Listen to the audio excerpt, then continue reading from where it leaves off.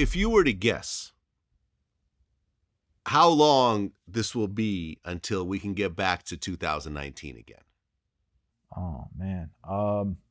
First of all, we need a definitive treatment that's working, all around. We need the numbers to start dropping. The daily number of cases that we're getting has to start coming down, and then it might take 2, 3 months, 4 months. I mean, it's really, I can't really tell you exactly how long it's going to take, but it's still going to take a lot more time than what they're estimating and what they're saying.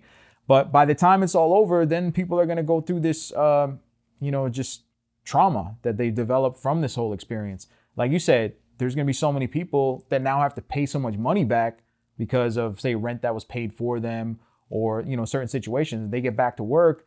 I feel like it's just going to be a trauma that's set in, and it's going to be stuck in people's heads for quite a while. So going back to 2019, it's going to take a long time for that repair, man. Right. I mean, some people are saying 2 years, which to me sounds about right. Yeah.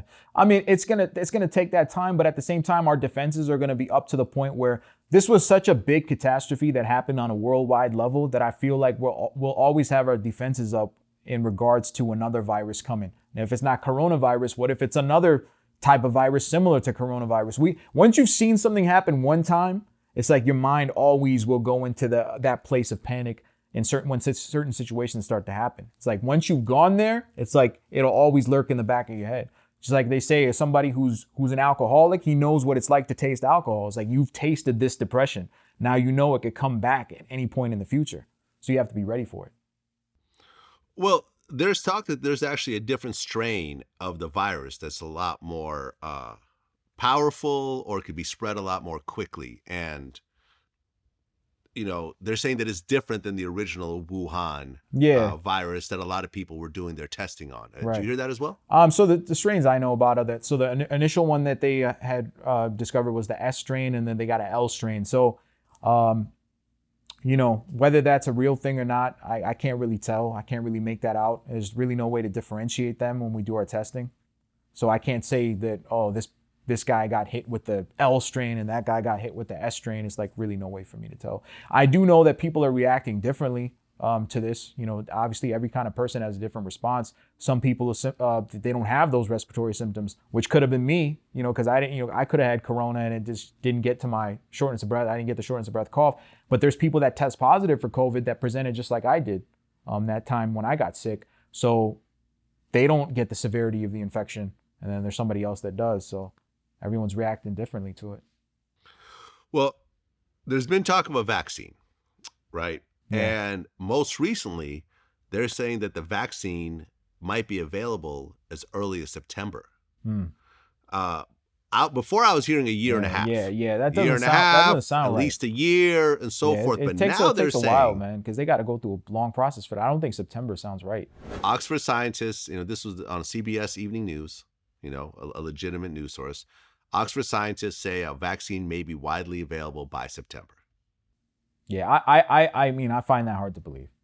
But I mean, if a vaccine comes out in September, hooray. If it doesn't, then we still got to wait. Okay. Will you personally take the vaccine as soon as it's released? Yeah, I mean, if I notice that, I don't want to be the first in line to take it, but if I notice that, it's working and it's actually showing the benefit that, it's supposed to show, then yeah, why not? Okay, because a lot of people are scared of vaccines. Yeah, there's a I whole understand. anti-vaccine movement. Yeah. This has been going on for a very long time, and a lot of people feel like, Yeah. well, I don't want to take a vaccine because it's going to give it to me.